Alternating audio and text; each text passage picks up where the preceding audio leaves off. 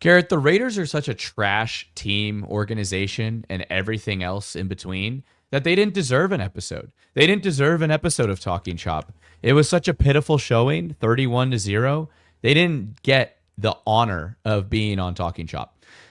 Obviously, we're pulling our leg. We have some Raiders. Actually, I don't have a single Raiders friend. But anyway, Garrett had pneumonia last week, and we couldn't do the show without him. Let's be honest. We need Garrett in every episode of Talking The Chop. NFL, they give everyone their bye week. They get the time off. We just took a bye week of our own. Just happened to coincide with the absolute beatdown of the Las Vegas Raiders, showing the age there.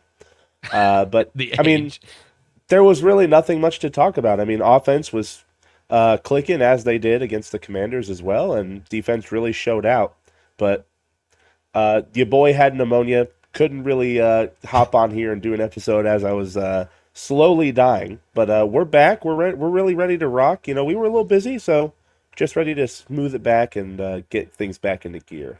Yeah, Garrett wasn't kidding about being dead. Like, he couldn't even coach on the weekend for his day job. So, I mean, shout out to pneumonia that it's gone now.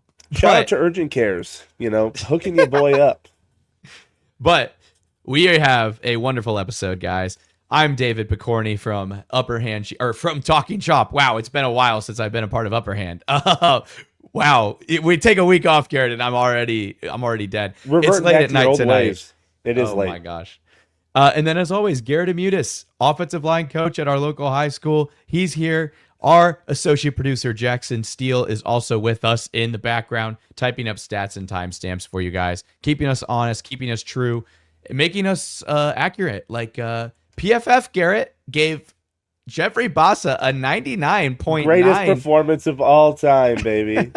PFF grade. I mean, he only played 4 snaps. But you did say 3 of those snaps were a tackle, which I didn't really realize when I made this post. Look, 75% of the time he was on the field, he was getting a tackle. I mean, that's a stud performance from our boy Jeffrey Bassa. I mean, obviously worth the pickup in the offseason and just really converting him into the 53-man roster. Just phenomenal performance. We all knew it was coming. We knew he was going to be the perfect linebacker. Spags knew the same thing, obviously. Well, I mean, he's only a rookie, 5th-round pick out of Oregon. Like, he could be the future. He could replace Drew Tranquill. But, I mean, jokes aside, Garrett, there was something. We wanted to bring this up because PFF has kind of been in the news lately as not a great indicator of talent sometimes, and it's becoming more and more apparent. Jacob Martin in this game had 2 sacks. He was making Jalen Moore look really concerning. I'm not going to lie. He bull rushed him and put him on his ass twice, and he got home 2 sacks. Garrett, what was Jacob Martin's PFF grade for that game? They gave him like a 46, which, I mean, look, I understand, like, they supposedly look in depth into the film. The guy had 4 total tackles, 2 sacks. I mean, he was a force all night. If you watched the game, instead of, box score watching and stat watching, watching the game, he was a force all night. We had to really scheme around him, figure out ways to get Jalen more help on the outside. And the guy gets a 46. PFF has, been kind of thrusted into the spotlight just due to certain attributes that they kind of focus on in terms of their scoring, especially due to quarterbacks. That's kind of the big one with turnover-worthy really plays. Mahomes gets a lot of low scores because, look, does he have some dropped interceptions here and there? Sure, I get that. But at the same time, the guy's been balling out for the last 4 weeks. And I don't know. I feel like a lot of people take PFF as like this, like, word Bible. Of law. Like a Bible. It's the Bible. Right? And it's like, do some of the things that PFF do are useful? I agree, right? Like, I love the way that they stat keep. It's like focusing on tackles, assists, TFLs, percentages against certain wide receiver matchups versus DBs, right? That's all great.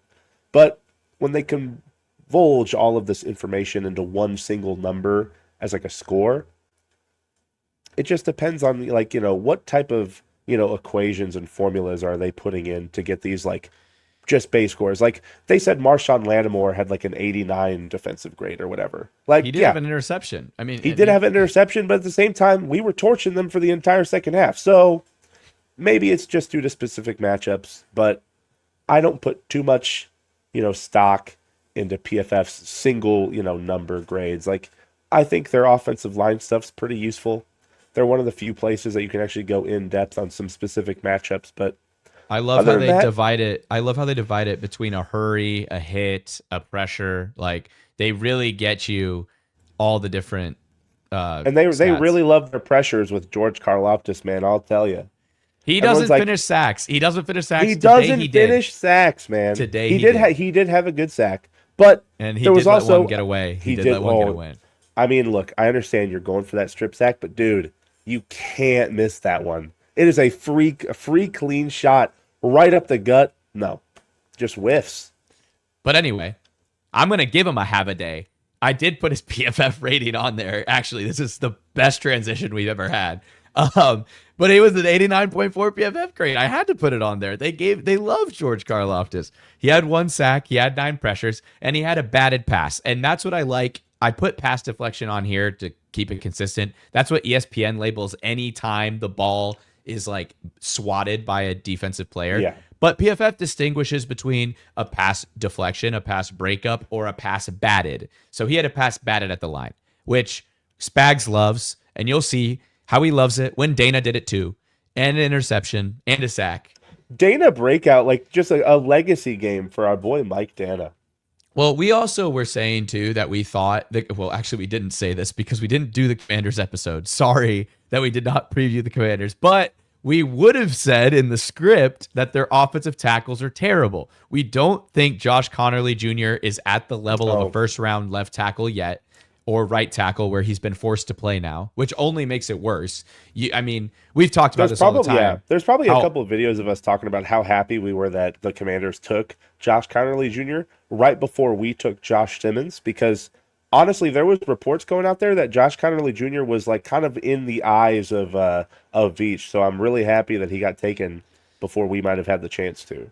Because I didn't love his tape when we watched it at Oregon, because it was kind of Dylan Gabriel, which is crazy to think about. Dylan Gabriel was kind of scrambling a lot, which made up for a lot of the bad reps by Mr. Connerly. And also too with Connerly, like, you don't want to put a left tackle at right tackle, which is what the Commanders are doing. No. It's the same thing with Wanya Morris being put from right tackle to left tackle. Like, there is going to be a learning curve. So Connerly got cooked. Then it made it even easier for our defensive ends to get pressure when Laramie Tunsil went down with an injury. Yeah, Laramie Tunsil did go down. Yep. He came back later in the game for like a drive, and then they finally took him out fully, which I don't know what their operations are over there, but that's just a little odd. You never really see that too often. You don't see a player like go out with an injury, come back in for a drive, and then come back. Like they're like, okay, maybe he is actually injured, guys. Maybe we shouldn't have thrown him back in a football game. Maybe we are going to kill our most expensive left tackle, but yeah. Speaking of old players like Laramie Tunsil, Travis Kelce, the Unk himself, almost had an 100-yard game today. My favorite stat that has been kept by PFF, and I guess ESPN does this one too, but first downs, receptions that go for first downs. Kelce had 6 of them last week, if that's correct. And then today he had 5. And 99 yards and a touchdown. I mean, Kelce is just an automatic first down, and I love that. That's what we have him for. He's a safety blanket. I will say this, though, Garrett. He is responsible for one of Patrick Mahomes' 2 interceptions. I did not give Patrick Mahomes a have a day 2 because of his first half. Because 2 total on the season now. Yes. This is the second time a ball has gone right off his fingertips and into the hands of a defender. And for the Eagles one, it cost us the game when it went to Andrew Makuba, who has really been quiet for the rest of the season, even though I do think Andrew Makuba is a great player, and I love him. Hook 'em horns. Anyway. Is that 3 straight have-a-days for our boy Travis Kelce? Is he back on the come-up, David?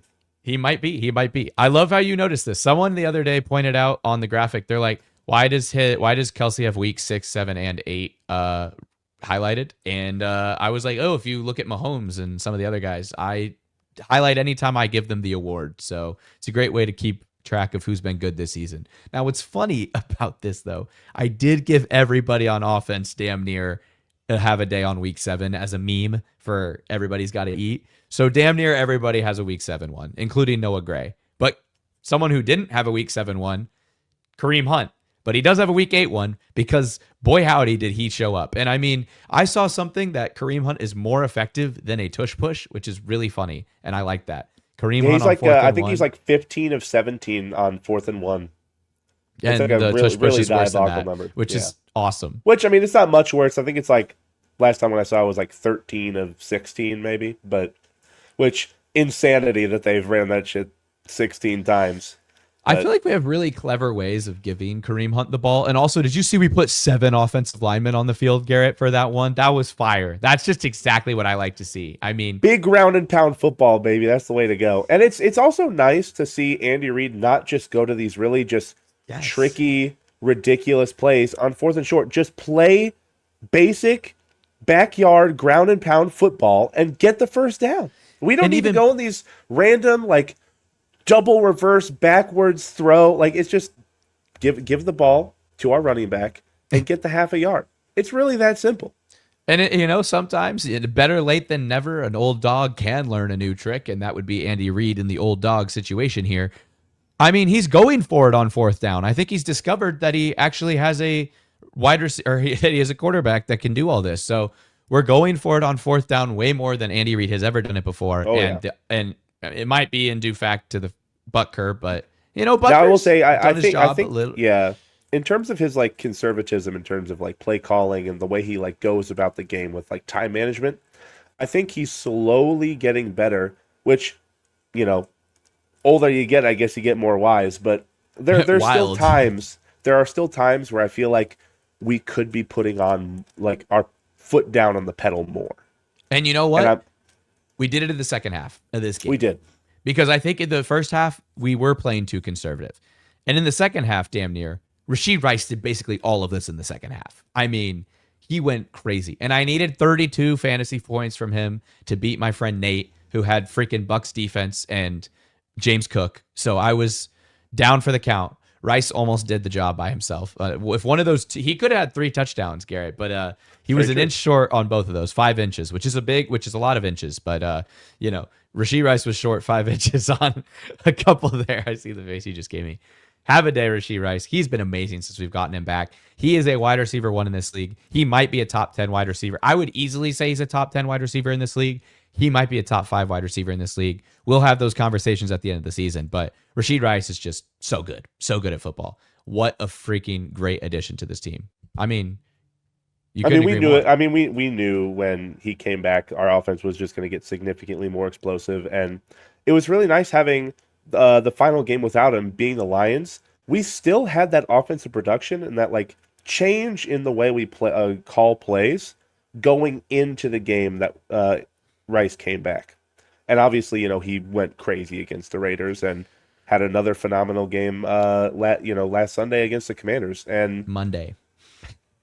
What a lot of people don't understand, like, yes, Rice is a phenomenal receiver. I think he's top 15 in the league. The guy's route running is just exponentially getting better every single time we see him on the field. But now we are fully back, right? Oh, yeah. You can't double Rice because then Kelce's open. You can't double Kelce because Rice is open. You can't double them both because then literally all of our 4-2, 4-3 wide receivers are going to be open. And all of that forces them to drop back more and allow Kareem Hunt or Isaiah Pacheco, who also had a phenomenal game. He could have had a day. If he had a touchdown, he might have got a had a day. But it just allows us to play the football that we want to do and allow Mahomes to just sit back there confident, which another thing I want to point out, he had 3 touchdowns, or at least 3 passing touchdowns. All 3 of them, he had more than 4 seconds to throw in the pocket. First game he's ever had that was the case. Great pull in that stat, Garrett. I almost completely forgot about that stat. That is a great one too, because that's showing the offensive line has started to figure things out too, and it has. And that's without Josh Simmons, by the way, who will be coming back this season. We got that report. He will be coming back this season, and Jalen Moore's doing great while we have him. And Trey Smith might be coming back next week. You know what? It's perfectly timed to transition into our weekly transactional report because finally we have some news on the transaction front. Breaking news, Mike Pennel is back. What a great day. Everybody's The happy. GOAT. I have Friend the of the jersey on. show. I finally get to wear the jersey, dude. I'm wearing this to the Bills game when I go to the bar next week. This jersey's coming right back out. Shout out Mike Pennel. He's been a friend of the show for a while. I got some, I may have broken this news pretty fast. If you guys checked the Instagram, this news came out very fast. So that's something to watch out for is insider information, maybe. Who knows? Anyway, Mike Pennel, welcome back. This is so big. This is awesome. He demanded his release from the Bengals. This is kind of what it appears to be due to the fact that he waived any not injury guarantee. Sorry. Yes, he waived his injury guarantee. So they don't owe him any guarantees whatsoever. Yep. He came right back to the Chiefs. He signed to the 53-man roster, which is the important distinction because he said, I'm not getting back on that practice squad, Veach. You're not doing this to me again, brother. You're not doing it to me. He said he's never going on the practice squad. You know what? I respect him. A man of his word. He said, I'm leaving the Chiefs because you guys tried to put me on the practice squad.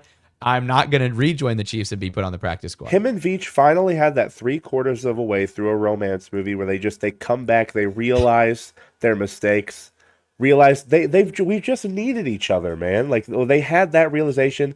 We got out, we brought him back. And honestly, I think it's going to be a phenomenal help considering our next 4 games are the top 4 rushing offenses in the league. Garrett, you did your homework. I'm proud of you for this one. I mean, even sick, Garrett is on his A game. We got the top 4 rushing offenses coming into town. And we're going to their towns too because we got a big away stretch. This will be the next part of the season that we actually have a test. We had a little easy, yay, Rashee Rice is back. We have some opponents without their starting quarterback, and they're all home games, and we play the Raiders. So, but now we get some tests again. I mean, and a bye week, which is helpful. But, I mean, going into Buffalo, we're going to be talking about that soon.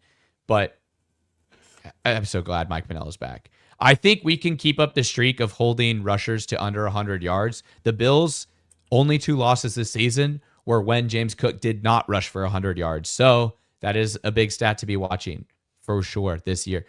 Unfortunately, due to Mike Pennell signing, though, we did lose Malik Herring. I mean, it was kind of an expected move, if I'm being honest. I saw someone it was kind of a mean comment. I don't like to dog on players too much, but it is kind of funny. They said Malik Herring, 3 years of being a healthy scratch. And yeah, he had to show up in some games. He's a good depth piece, but I guarantee you he's going to come back on the practice squad. So yeah, I mean, we move on. There's some injuries to report too. Trey Smith is practicing again.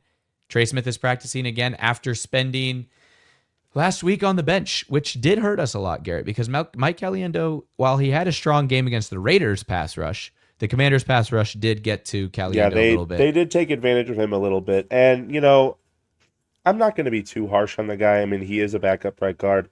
He is behind Trey Smith, who's been phenomenal for us. And it really shows the dude has earned his contract so far.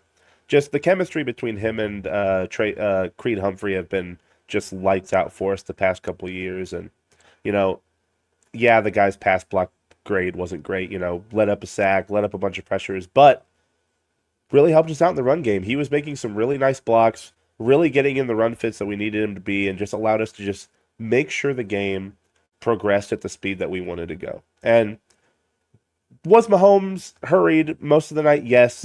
Was that from guys like Jalen Moore and Mike Caliendo? Yes. But he did have 4 seconds to throw every time he scored a touchdown. So, which is that due to coverage? Is that due to different defensive schemes? Maybe. But we're gonna give him his props. Trey Smith's gonna be back. We're gonna get him healthy, and hopefully for the Bills game he plays. We're just gonna try and go out there and play the football that we want to play. And I know some people are on the fence on whether our next opponent in Buffalo is really who they're supposed to be normally at this time in the season, but we're going to talk about that in a little bit. Well, yeah, because Garrett thinks they're good, and I think they suck. So I wouldn't say they're good. I think. Well, I don't think they suck. I think that's just setting it up for drama. But I mean, I think we both be somewhere in the middle here, where they're not as good as years past potentially, and they might be frauds. Before we get into that, though, I do want to highlight one more thing about the Pennell signing that I think is huge. We already got some practice footage of Chris Jones looking ecstatic and just hanging out with Mike Pennell. We did. And looking so just thrilled to have him back. As you could see, Chris Jones has been begging for Mike Pennel to come back as well. I don't think people realize how important those things are to keep your star players motivated, happy, and wanting to play football and having that hunger. Mike Pennel gives Chris Jones a lot of that hunger, and I expect to see Chris Jones suddenly have a midseason resurgence. He's been struggling a little bit this season. I expect Chris Jones to do a lot better. He didn't log a pressure yesterday or against the Commanders, did he? And I mean, probably due to scheme because everybody else on the D-line ate. So I pretty much guarantee you they were focusing all their attention on Chris Jones. But now you got Mike Pennel in there, who is an underrated. He was actually our worst rated defensive player for the game, according to PFF. But we don't care about the grades. We don't talk about the grades. We're not putting too much stock into that. Now, I will say, with the eye test, honestly, Chris Jones was almost nullified in terms of the game, but did that really help them win all that much? Wow, no, it did not. We still held them to 7 points. Defense balled out, and we did our job. And then you get Mike Pennel back, and now Chris Jones is a happy camper, and you might start to see some more production from him again, and everybody's happy. Now, Garrett, we did bring back Mike Pennel, but obviously defensive tackle and D-line as a whole has been an issue, and everybody wants to trade because everyone loves trading. They're like, oh, let's trade for Breece Hall. Let's trade for Alvin Kamara. Let's trade for my mother-in-law. Yeah, I don't have one yet, but working on it. Anyway. Let's trade for Jalen Waddle. Yes. Okay. God. Are there any guys in this little bank here that I have of graphics that you would still want to trade for given the addition of Mike Pennel? Do you think that Mike Pennel solves all the D-line issues, or is there more needs at that position? I mean, obviously, hindsight's going to be 2020 down the line eventually when we see him play and get the snaps that we think he's going to have. With Omar Norman-Lott going out early with that knee injury, it just kind of throws a bone into what we were trying to do.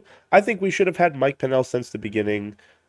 We've been very vocal that we think that decision by Veach was an errant decision, but I just don't see us needing to go out and get an additional D tackle. Maybe Veach wants something depth-wise in case a guy like Pennel or like Jerry Tillery gets injured as well, but I just don't see us having a severe need.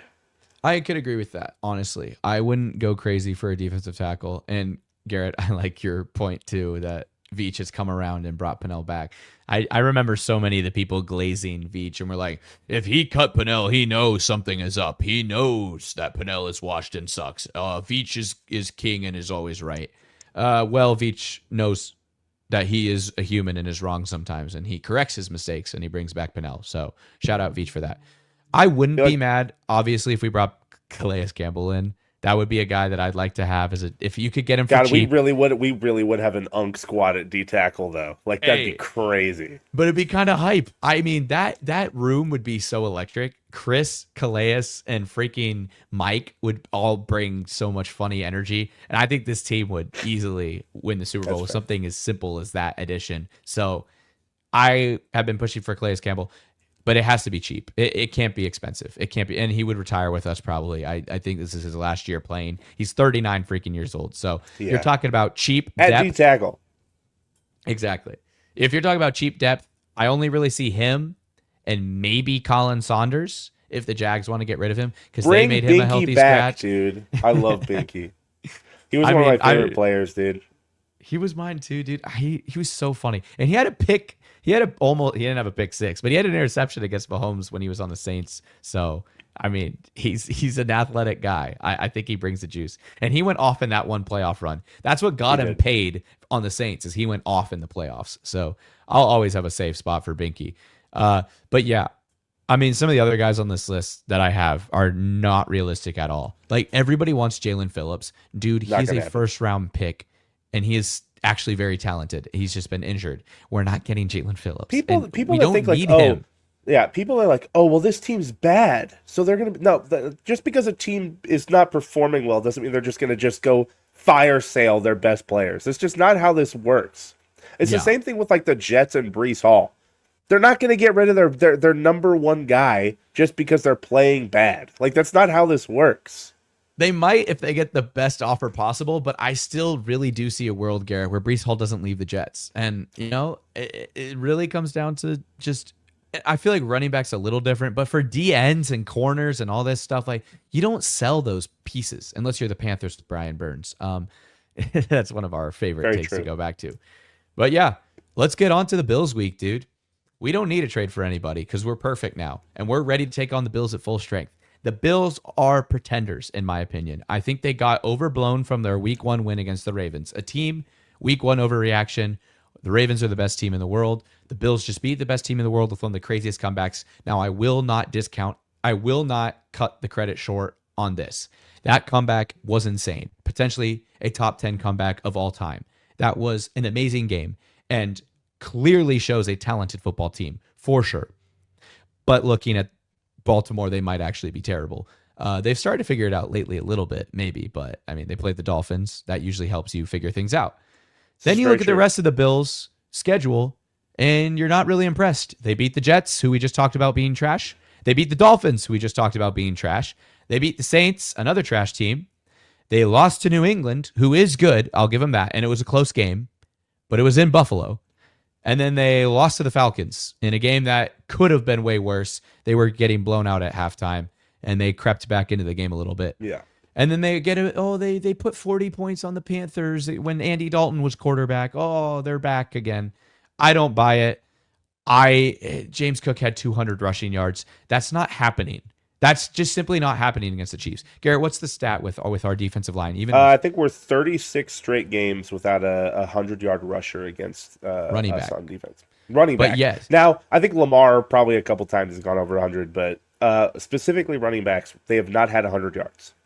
And every single game this year that the Bills have lost, which is only the 2 that we mentioned, James Cook did not have 100 rushing yards. Every other game they won this year, besides the Ravens game, which is a fluke, crazy game, James Cook has had at least 100 rushing yards. So that could be the difference here. That could be part of the thing. Our associate producer Jackson just hit me with the New England is good in quotation marks. They do have the second best record in the conference. They do. Only to the Colts. Now, I will say, they have literally the biggest cakewalk of a schedule I have ever seen in my entire life. Have you looked at the Patriots schedule? It is diabolically easy. I'll look at it right now. Straight bums. Actual bums. I don't Raiders, think but they lost to the Raiders.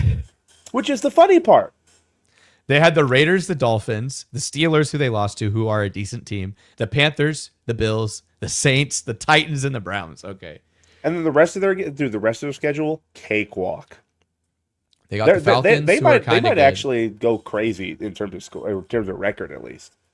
Yeah, I mean, they get the Jets and Dolphins again. I mean, honestly, the Bills and Patriots both get the benefit of playing the Jets and Dolphins twice, which does make your schedule a lot easier. But we used to have that luxury, but now both the Chargers and Broncos are pretty good teams, and the Raiders are still awful. So we at least have a couple free wins. David's camera has frozen at. Oh, did it? Now he's back. Did it freeze? I don't think it froze, Garrett. I think I was just smiling the same face the whole time. bro, dude, you hit the lock-in face at me? That's crazy. That is crazy. Regardless, when it comes to Buffalo, it's hard to look at years past, especially with the guy they have at quarterback. I know a lot of people are off and on about Josh Allen. I feel like it's the same thing like when I watch Mahomes play. It's like the dude can make an electric play at any time, right? And we've played Buffalo in so many games, so many close games, especially in regular season and postseason, right? Where it gets to the point where it almost feels like a division matchup.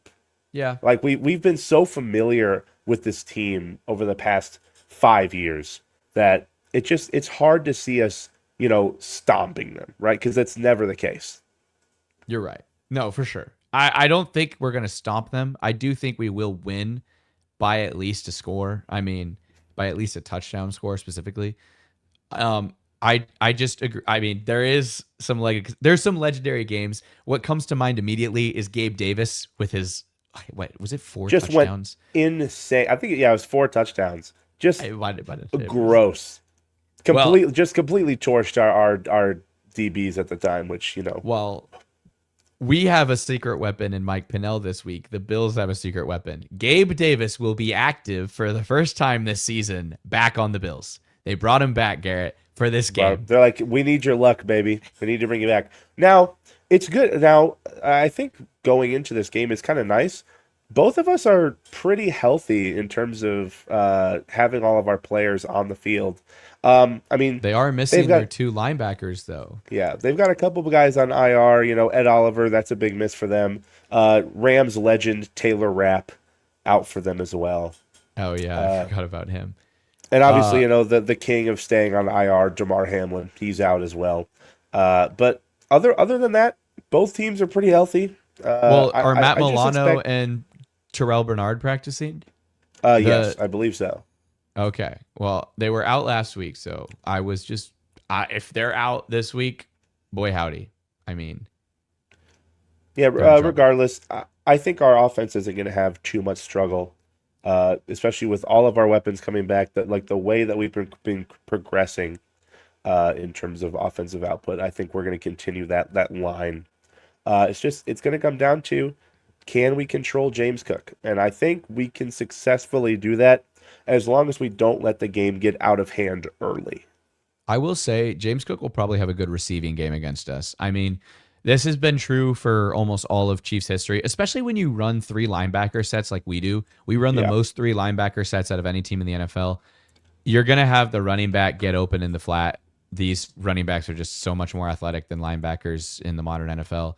I mean, you saw Jeremy McNichols was the leading wide receiver for a while for the Commanders in that game. Like Jeremy McNichols, bro, their receiving back, he went crazy.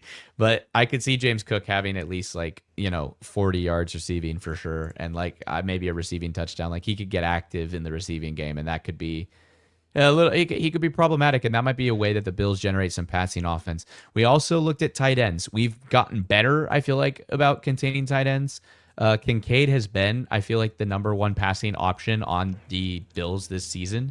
Khalil Shakir has caught his stride back recently, and Keon Coleman was hot week 1, but has disappeared for the rest of the season. So the worthy Keon Coleman debates continue. Yeah. I saw the joke too. Someone was like, yeah, well, if we drafted Worthy, this is a Bills fan, by the way. If we drafted Worthy, we would have an injury-prone receiver.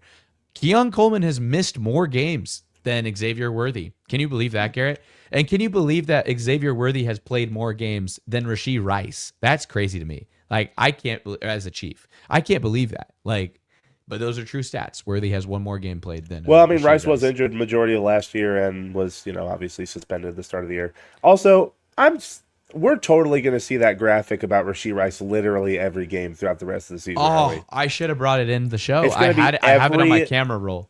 It's going to be every week, dude. At some point, Rashee Rice is going to make a catch, and they're going to be like, hey, guys, by the way, in case you didn't know, this guy was suspended for a car crash.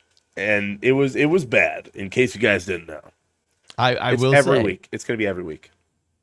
I don't know how you're supposed to handle those things. Now, do I think a full screen or a full screen graphic is the way to handle those things? I don't know about that. Maybe a lower third or a bug pop. You could say. I understand the first week back, when he comes back from suspension, but why last week? 2 weeks later?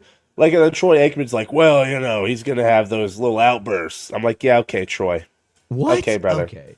Also, first off, Rashee Rice has no history of being a bad person. He literally made 1 mistake, and because he's an athlete and because he is, any mistake he makes is put on a platform in front of millions of people, that 1 mistake all of a sudden makes him a bad person. I will say the guy did flee. He made a bad mistake. He made a horrible mistake. Yeah. We're not. If all my mistakes were in my life too, and I wouldn't want that everyone to think I'm a bad person because of one thing I did. So I can understand that, but also too, it was a pretty bad mistake. I haven't made any mistake close to that. Yeah, no, I have not made a mistake like that either. But regardless, we don't need to keep throwing up this graphic every week, NFL. We don't need to keep doing this. And also, Troy Aikman, stop announcing Chiefs games, dude. We don't like you. We know you're a Chiefs hater. We know you hate Mahomes because of that tweet. Stop announcing Chiefs games, dude. We know it. Every single time there's some little miniature thing that goes he's always super like in depth I about have like, heard him say the look, roughing the these passer call. referees, these oh yeah, like that's a really weak call. Like, dude, Mahomes had given himself up, and the guy hip turned him over his shoulder. That's an easy call, literally every single time. I think the exact quote he said was, "Well, they're starting to give that call to quarterbacks a lot more in the league, especially this one." I was like, "Oh my god, bro." Okay. Yeah, give them more fuel to the fire. The refs rigged the Chiefs games. Crowd was quieter this week than they were for the Raiders week, so that was nice to hear. Yeah. It was hard to really justify the refs did anything in this game. I mean, maybe the virtual measurement thing, but even then, like, yeah. But like even on the angles, like it looked clean. Like the spot looked fine. Like it's truly a 50-50 I think the call. funny people they're like, well, of course, the Chiefs get advantage of the virtual measurement. We weren't the ones that voted for that. It was the Bills because they were crying about their game. Don't blame us for the system y'all have created. I'm sorry. And the overtime rules are a product of the Bills bitching. And I'm sure we're going to get another one after this week, dude. We're going to get some random rule change adjusted in the offseason because some dumb thing's going to happen in this game. They're going to be like, oh, well, if this was here, the Bills totally would have won. For sure. Yeah. Well, for sure. Exactly. I mean, I have some friends that are Bills fans, and I will say this. Buffalo, I visited you for the first time in my entire life recently this summer, and I had some wings, and you guys were decently hospitable. You guys were awesome, and I have no animosity towards you or anything other than your football team. But y'all really be whining and comparing and doing all this stuff and focusing so much on our team. It's like, give it a break. I will say, though, Garrett, I hate Bengals fans 10 times more than I hate Bills fans. I feel like Bengals fans... So facts. I feel like so facts. Bengals fans, dude, like at least with the Bills fan, I can sit with him at a table and have a hot wing and enjoy myself, or a Buffalo wing in honor of Buffalo. But if I try to hang out with a Bengals fan, dude, I'm going to be so annoyed by how much they hate us or whatever. Like, dude, we don't even think about you like that. Anyway, apparently we do now, but I'm off the rails. Remember that time we beat them in the AFC Championship game in 2020? I'm like, beep, beep. Remember when you didn't go on to win the Super Bowl, and that was your only shot in this era to ever win a Super Bowl with I think the Burrow? Funniest thing I saw on they're Twitter never was going back. No. It's that stat, right? It's like, well, I guess Jalen Hurts broke that, didn't he? He did break the stat. Jalen Hurts broke the stat. But in case you were wondering, the stat we were talking about was a Super Bowl quarterback's debut. If they lose, they've never made it back, except for Jalen Hurts. Yes. Well, it was like 26 straight or something like that. Yeah. Like, I guess someone way back in the 60s or something did it, but whatever. I mean, they didn't even have a Super Bowl in the 60s, but yeah. I digress. I think the funniest tweet I saw about that in terms of like this Bengals fan, like they were getting this argument, yada, yada, yada, some dumb, Twitter beef. And the guy goes, how'd that 3-peat go?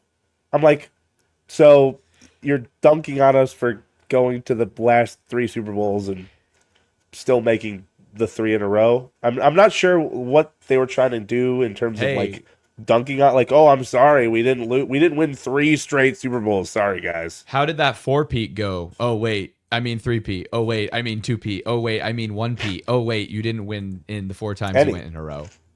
That was Bills. Oh, sorry. Regardless, Bengals, get out of here, bro. You're not that guy anymore. You're not that guy anymore. Yeah, no, Bengals will never make it back. I could see the Bills making it back to the Super Bowl. The Bengals are never making it back to the Super Bowl. For sure. Well, they might when Mahomes retires and Andy Reid is done and Rashee Rice is out of the league. I don't know. I'm kidding, but Garrett, we digress. We digress so much. It's so good to be back. It's so good to be talking chop. Let's get into some of the it's talking about talking chop, getting on these rants. We took that week off. We're getting back into the groove. Hey, I think we're just really getting riled up because like this is a big week. This is like one of the biggest rivalries in Mahomes' career. And you know what? I'm glad that we're back, Garrett, because we were missed and that felt good. I had a couple people, DM me saying, where's the episode this week? And I'm like, you know what? I'm glad that y'all are watching. I mean, obviously you can see the numbers, but it's nice to put a face to a number. So thank you guys so much for listening to us in the shower, in the car, and all that. We're not rolling out just yet. We're not done just yet. Garrett, what are the keys to the game for the Chiefs on offense? What do we got to do to make to win, honestly? Like, I think for me personally, I think the run game We might lose Pacheco for this week, by the way. We didn't mention that in the injuries. We probably should have. Yeah, like a little he's week to ligament week. thing in his leg. He's a week yeah. to week with an MCL sprain, apparently. I'm sure he's going to be okay, though. Yeah, but will he play this week? Maybe not. Kareem Hunt's going to be He's a big got part of that. He's got that Rutgers dog in him, dude. He's going to be playing. He could play, but I don't think he will. But even then, I'm not worried about Rashard Smith and Kareem Hunt. The Bills have one of the worst run defenses in the NFL right now, and they're out Ed Oliver. So, I expect the run game to be an effective part of the Chiefs offense. It really hasn't had to have been.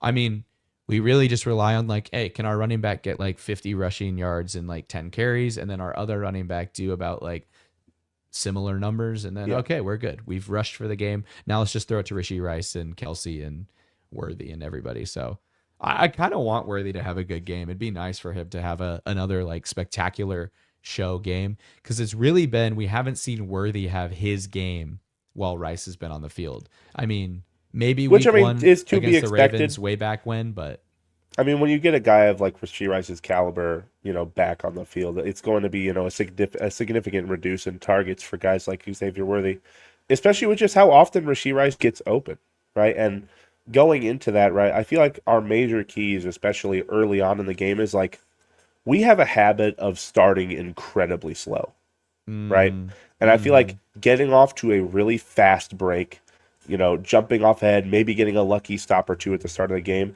and really forcing Buffalo to start getting into this keep up offense early, right?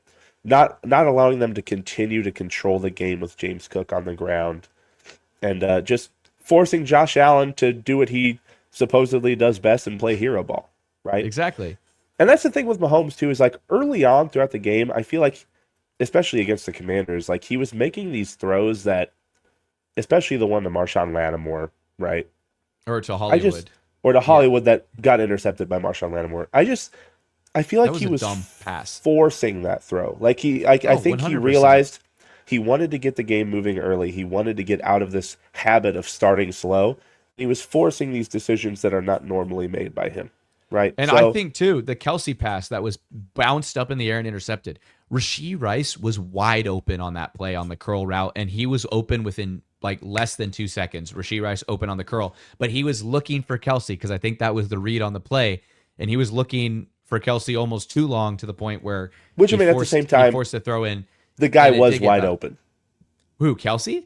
Kelce. I don't think Kelce was wide open. I think he was open.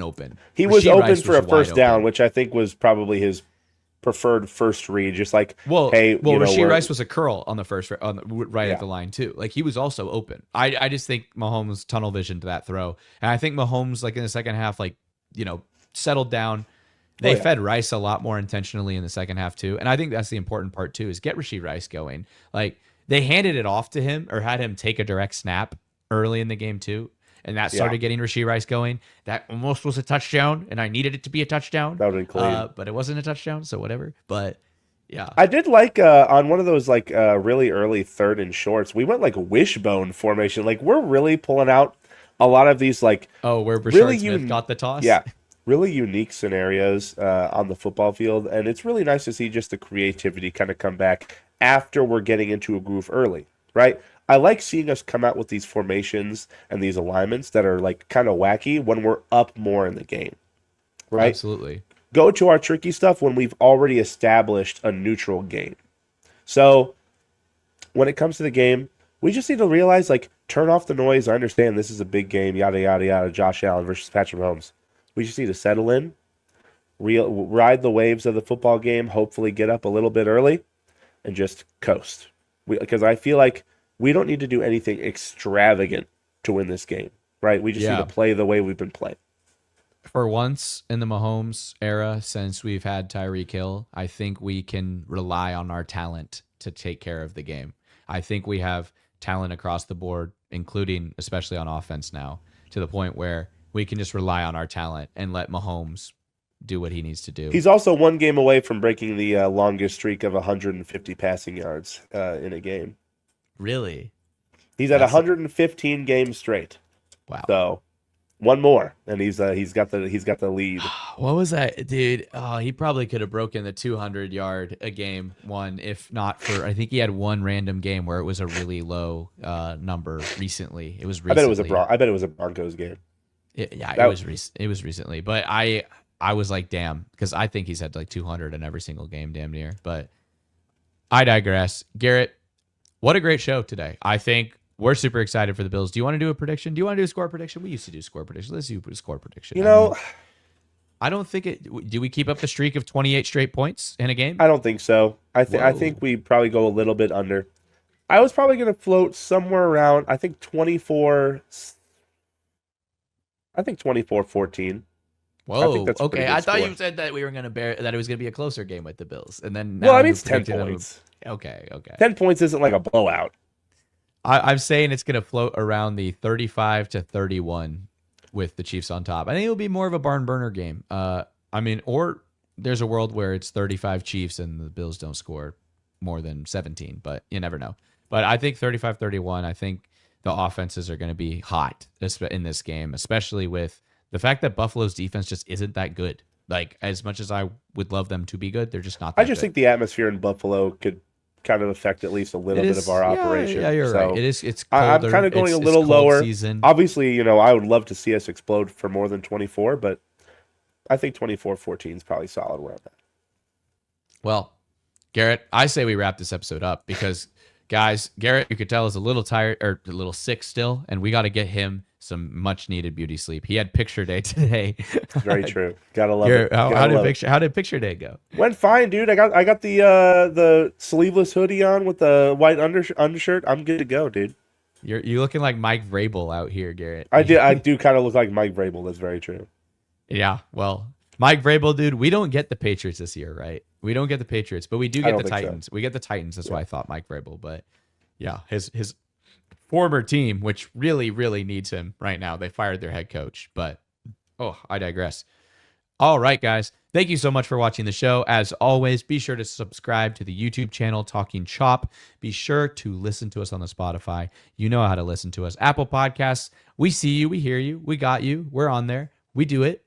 And always check out the Instagram. Talkin Chop is the best way to find me or talk to the show or keep up with news, because sometimes the news is really hot and sometimes it's really fresh. So, and then as always, huge thank you to our sponsors. Garrett, you got it from here. Oh, as always, baby. Thank you to Underdog Fantasy for sponsoring the show. They've been a sponsor of the show for a long time. Use code SHOP for 100 free play when you play $5. I use the app all the time. You can see on the Instagram, sometimes you can follow along with the picks I make throughout the week. And thank you once again to Underdog Fantasy. I've actually gotten pretty bad about putting your picks on the Instagram as of recently, so we need to get back on that because we got to give Underdog more love. But yeah, Garrett's picks exclusively are on the page, and yeah, that's basically it, guys. I'm glad to be back. I'm glad to be in the Pennel jersey, baby. Mike Pennel's back. Garrett, will he get a sack at his debut? That would be crazy. He's not really a pass rushing defensive tackle. Okay. He's not really a pass rushing defensive He's bringing tackle. down Allen, that's for sure. I wouldn't say he's chasing him down, but maybe he tries to get one up the middle and just gets a hand on him. It's just the juice we needed. It's gonna be so nice to have him back. Shout out to the Bengals for getting rid of him. Thank you for listening to him when he says, "Let me go back to KC. Let me go back home. Let me be happy again." He said, "We're done here. We're done here, fellas. Send me back." Yeah.